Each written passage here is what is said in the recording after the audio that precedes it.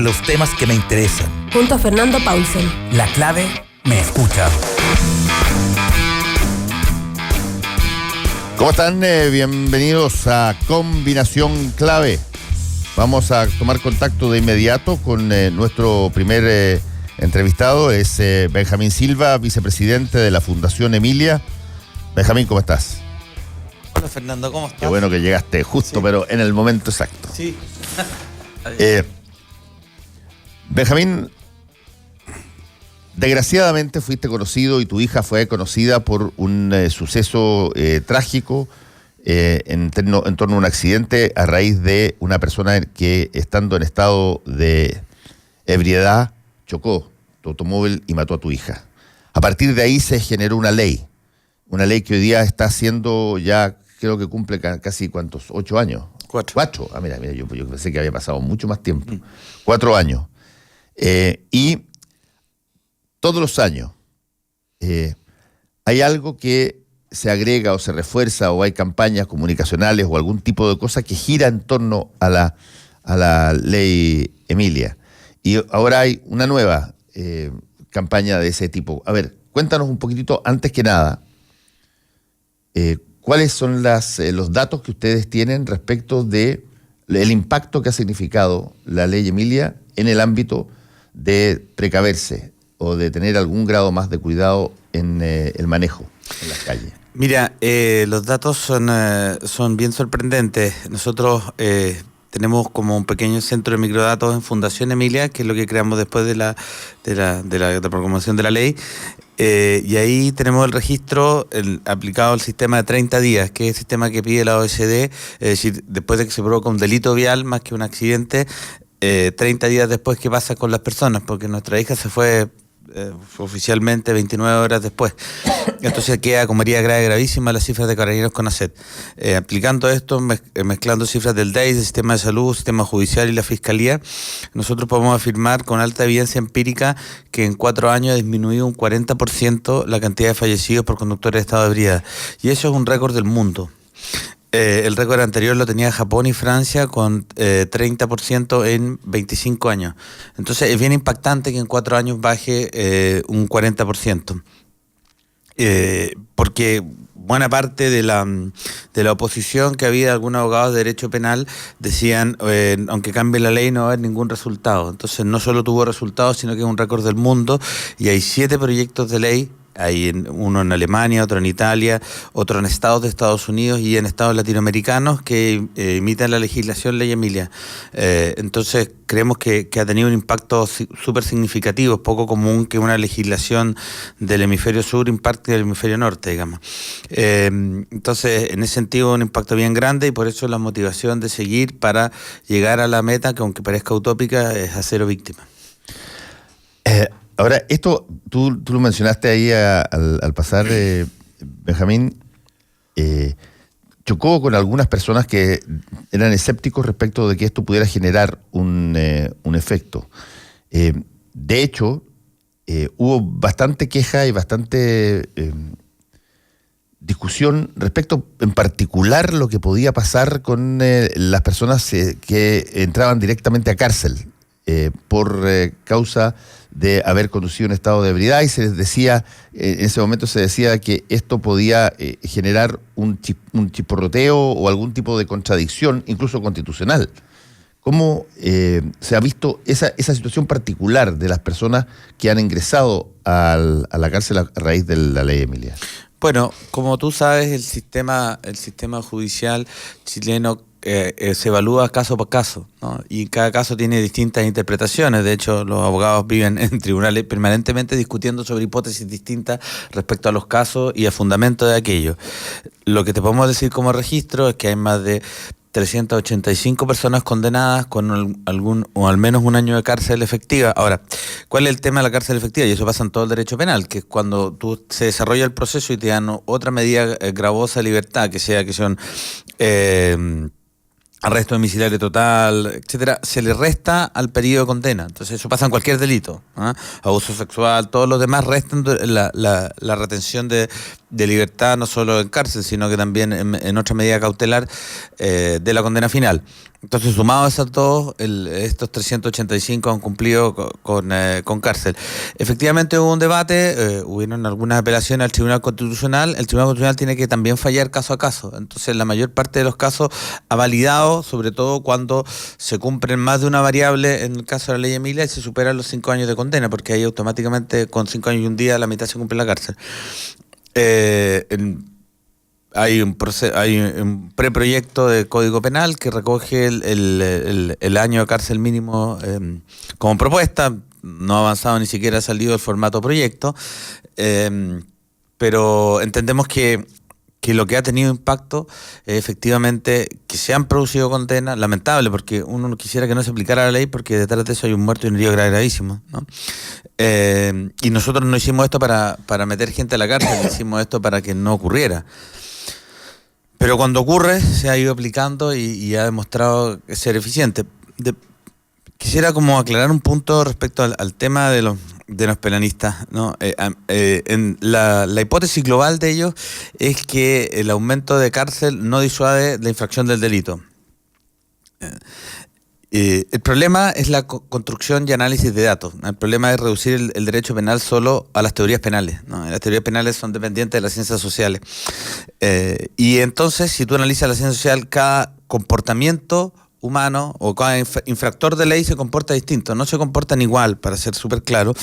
Los infractores de cuello y corbata, independiente como los entendamos, de las personas que hacen portonazos, de las personas que se dedican al narcotráfico, del abuso sexual. Podemos contar uno que las haga todas, pero es un caso bien excepcional. En consecuencia, como este es un delito, los delitos viales, con manejo con alcohol, con el manejo de marihuana, porque la ley Emilia también incluye manejo con drogas, en particular con marihuana, es un delito transversal.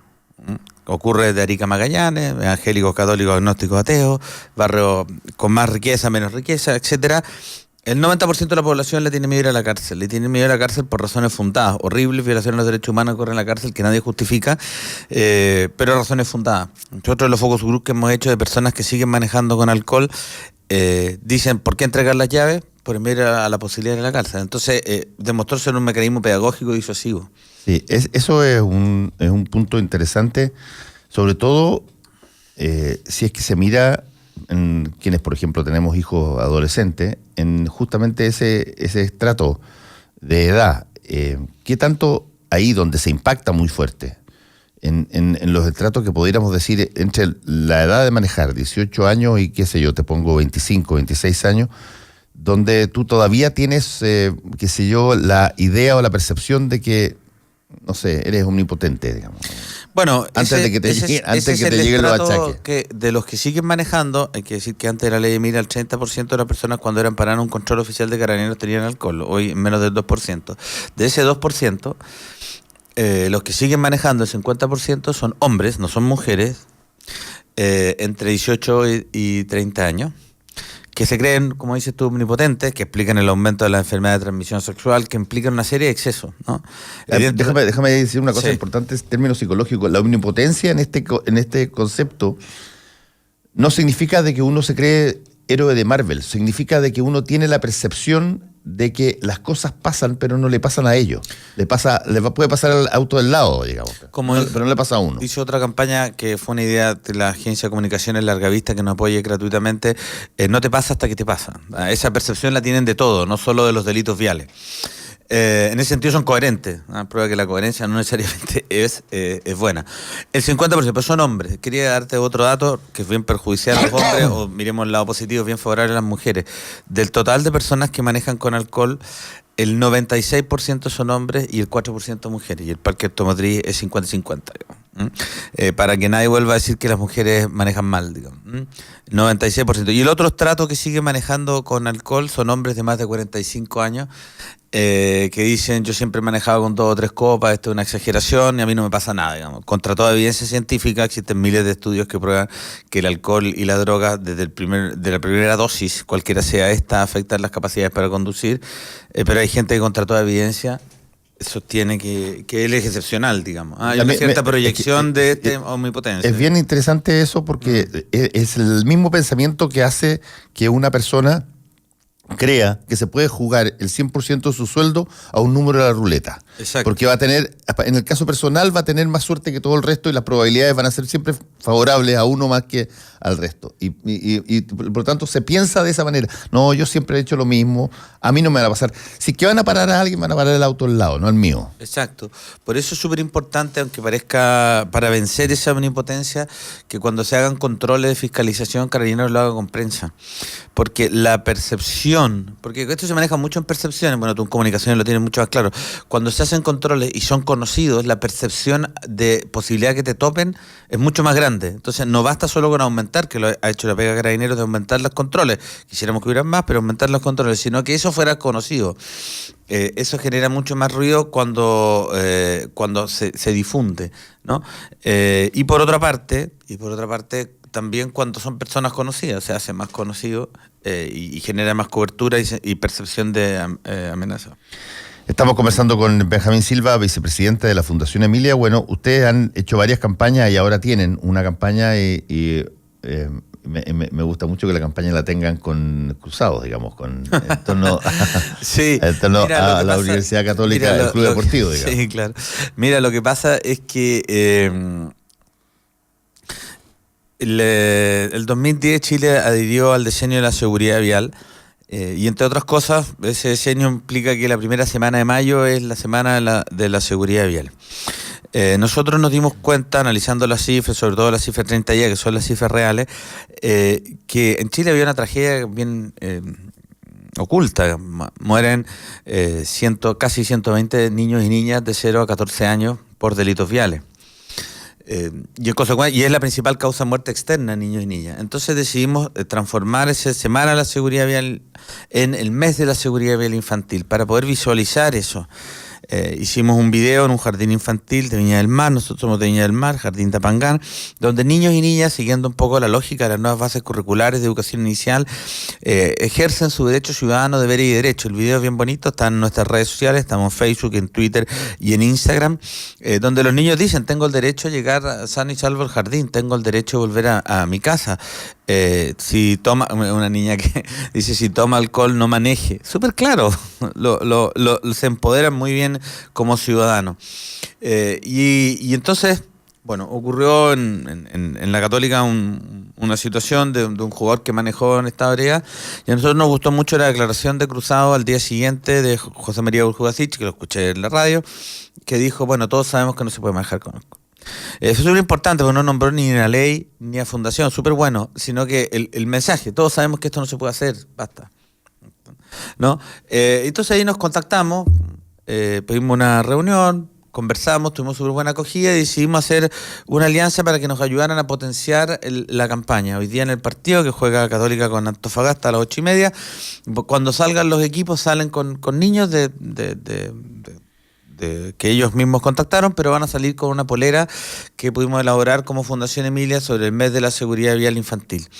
Ayer hicimos una conferencia de prensa donde estuvo el Chapa Fuenzalía, que también hizo un video difundiendo esta campaña, y después queremos hacer otras cosas más con Católica, y que esto sea también un punto de inicio para ojalá poder acercarnos a otros clubes deportivos y poder hacer cosas, porque efectivamente llegar al impacto del deporte, el deporte tiene un impacto maravilloso. Yo también soy bien hincha del deporte, digamos.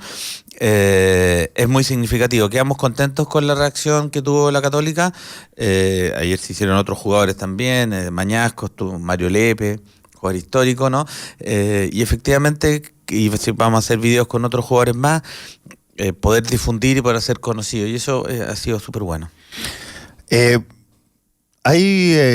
Tú mencionaste una serie de iniciativas en distintas partes del mundo que dijiste se están basando un poco en lo que ha pasado en Chile con respecto a la ley Emilia. Claro, han recogido sobre todo los registros, porque son de verdad muy sorprendentes, si bien no se pueden celebrar porque siguen habiendo víctimas y es horroroso. Nosotros como fundación trabajamos con esos entornos familiares. Sí, efectivamente se ha recogido experiencia, nos han pedido información, hemos mandado la información que nos han solicitado. porque a nivel mundial la violencia vial es la principal causa de muerte de niños y niñas y de adolescentes. En consecuencia, que como este es un problema global, que existe una experiencia que sea que marque registros tan significativos, ha sido tomado en cuenta y es bien emocionante y bien gratificante que otros países, y sobre todo del, digamos, primer mundo, por decirlo de alguna forma, Alemania, Italia, Estados Unidos, lo tomen, digamos, y ese contacto, ¿cómo se materializa en el caso? Bueno, nosotros pertenecemos a la Sociedad Iberoamericana de Violencia Vial, y ahí a través de eso las organizaciones similares a las nuestras en esos países nos han contactado, nosotros les enviamos información y esa información les ha hecho llegar, digamos. Son flujos menores, contar la historia, los cifran, digamos, ¿no? Después cada proceso legislativo depende de cada país, ¿no? Por ejemplo, ahora Carolina fue en marzo y aprovechó a exponer a las autoridades mexicanas, va ahora en junio a Ecuador a exponer, entonces hemos tratado de poder llevar nuestra experiencia a distintos países, hemos tratado de hacer cosas también con Perú, se está intentando hacer con Argentina, de modo a poder llevar nuestra experiencia, también surtirnos de las experiencias locales, es un diálogo horizontal y entre todos poder avanzar a mejorar la cultura vial. Estamos conversando con Benjamín Silva, vicepresidente de la Fundación Emilia. Benjamín, ¿y qué falta? ¿Qué se necesita todavía? Además de todo lo que tú señalas en términos de las campañas de educación y las campañas de comunicación para que uno perciba de que tiene un rol, las personas tienen un rol, no tiene que haber alguien que le diga lo que tiene que hacer, sino que tiene que individualmente saber lo que corresponde y no corresponde. ¿Qué falta? Mira, en materia de esto? Para mí, por lo menos, también y como profesor de historia, me parece que el primer paso, aunque parezca majadero, es estar recordando que esto existe. Porque se va provocando cada cierto tiempo una suerte como de relajo. Es decir, bueno, no es para tanto, bueno, podemos manejar con una copa. Entonces estar recordando estos registros, tratando de venir a medios, difundiendo campañas, recordando lo que pasó, lo bueno que ha pasado y lo que tenemos que mejorar. Ese proceso de memoria creo que es súper relevante. Ese es el primer paso. Y ese proceso de memoria también es una invitación a empoderar a las personas a que los espacios comunes, ¿no? Los espacios comunes, calles, carreteras, veredas, mueren muchas personas en los paraderos. Y los espacios comunes son espacios que compartimos con otros y que entonces, en consecuencia, ejercemos ciudadanía. Tenemos el derecho a que no nos maten y a nuestros familiares y a nuestro entorno, y tenemos el deber, en primera instancia, de fiscalizarnos y de fiscalizar a los otros. Un celular hoy, frente a una persona que maneja con alcohol o con droga, una prueba en un tribunal. Tenemos entonces el derecho de salvar nuestras vidas, de poder seguir con nuestras vidas y el deber de fiscalizarnos. No podemos delegar este tema solo en las autoridades, solo en los otros. No podemos tener un concepto tan estrecho. Tenemos que entender que hay que generar un cambio. Y en ese sentido todas las campañas tienen esa mirada, el recordatorio, ¿no? El recordatorio, la memoria de lo que ocurrió, por más doloroso que sea, y la memoria que se puede cambiar, que en 4 años se puede hacer un récord del mundo, la posibilidad que los cambios culturales no requieren 50 años para realizarse, digamos, que la cultura, dado el impacto de las redes sociales, la comunicación de la sociedad global, cambia mucho más rápido, para bien y para mal, dependiendo de que consideremos de bien y mal, y en consecuencia que se pueden hacer cambios. También recordar que esto es posible, o sea, cuando nos decían partimos, es imposible, Chile es el campeón de América en consumo de alcohol, aunque Europa consume mucho más, eso no lo decían, pero no va a pasar, y en 4 años batimos el récord del mundo. Entonces estar recordando eso, que me parece que es la pega central, digamos, ¿no? Y focalizarlo, como hemos hecho nosotros, con niños y niñas, sistema escolar y en educación preescolar. Los niños la tienen clara. Las niñas la tienen clara, entienden perfectamente que no se puede manejar con alcohol y con drogas. De hecho, no voy a contar el establecimiento, pero pasó una niña que frente a un taller dijo: ¿qué hago yo con mis papás si se fuma un pito o toma un vaso de vino y me obliga a subirme al auto? ¿Ah? Entonces, pero también es impactante que un niño le diga al padre: mira, sabes que no puedes. O a la madre, o al tío, al primo, etcétera, al otro, no puedes.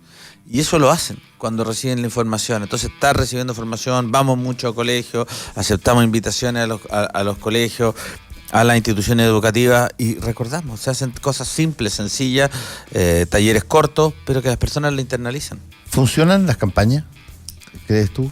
Bueno, quisiéramos que hubieran más campañas, quisiéramos tener más recursos para poder invertir en este recordatorio de memoria histórica, pero lo que tenemos como evidencia, aunque parezca muy simple, es que batimos un récord del mundo. Por lo tanto, creo que la temática funciona. En la baja de Claro, casos. De fallecidos por conductores en estado de ebriedad.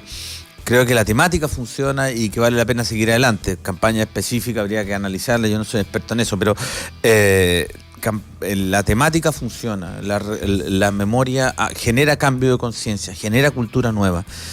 La memoria histórica es relevante, ¿no? Genera una nueva conciencia. A mí me sorprende cada vez que me toca hacer talleres, lo he hecho en colegios en distintos estratos social, económico, político, cultural, y hago memoria, cuento quién soy, de dónde vengo, por qué estoy ahí, en términos súper simples, y el nivel de atención de los adolescentes, de los niños y niñas es impresionante. O sea, la memoria genera cambio. La memoria genera empatía, genera dolor y genera acción. Nosotros los invitamos a que interactúen en redes sociales. Por ejemplo, ahora la invitación es que cualquier persona que le guste esto, baje el video en nuestras redes sociales. Estamos en Twitter, en Facebook, en Instagram por Fundación Emilia. Nos encuentran con facilidad. Se entusiasmen, ya nosotros vamos subiendo información sobre la temática, se entusiasmen, hagan videos caseros propios y los suban a las redes sociales y nos ayudan a generar una suerte como de bola de nieve, de recordar, de decir, oye, se pierde, si es una tragedia perder 120 niños y niñas por esto, es horroroso, es espantoso. Entonces, ayudémonos entre todos a evitar. Por eso venir, y te agradezco la posibilidad a medios de comunicación, sensibilizar a comunicadores para que después ellos mismos lo digan en sus distintos programas, no es necesario que vengamos nosotros. Agradecemos siempre la posibilidad, por cierto, pero de modo de estar recordando, y ese recordatorio es que genera cambio, la memoria genera cambio. Finalmente, Benjamín, ¿por qué no dejas cuál es el sitio web donde se puede adquirir todo este tipo de información y sobre todo el tema de las campañas? La campaña que estamos ahora, el mes de la seguridad vial infantil, estamos en Twitter, @Fundación Emilia, en Instagram, @Fundación Emilia, y en Facebook, Fundación Emilia Silva Figueroa. Son fáciles de encontrar. Se baja el video de un minuto, se puede difundir en cualquier plataforma, puede mostrárselo a sus niños, a sus familiares, puede generar una conversa rica que permita un cambio. Se pueden bajar y también está en nuestra página web www.fundacionemilia.cl. Todo eso está disponible para cualquier ciudadano y ciudadana que nos quiera ayudar en este cambio cultural. Benjamín Silva, muchas gracias por haber estado con nosotros. Muchas gracias, Fernando. Que te vaya muy bien. Volvemos. Volvemos con Combinación Clave. La clave me escucha.